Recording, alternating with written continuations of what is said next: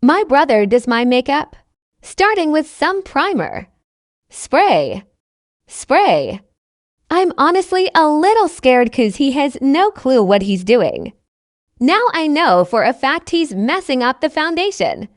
It's pretty questionable, but let's trust the process. Contour could actually pretty much not be worse. I feel like he doesn't get the point of it.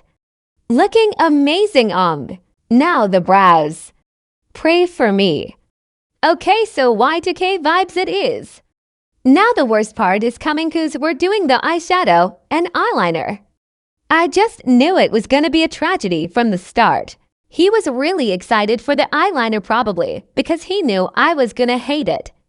Almost lost my eye, but we fixed it. He's honestly pretty proud of himself. The look can't be finished without lashes, so we're gonna make him do it.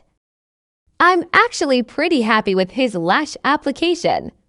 The lipstick is the last part. This is the finished look. I feel like this isn't that bad. He said he was proud of himself. What do we think?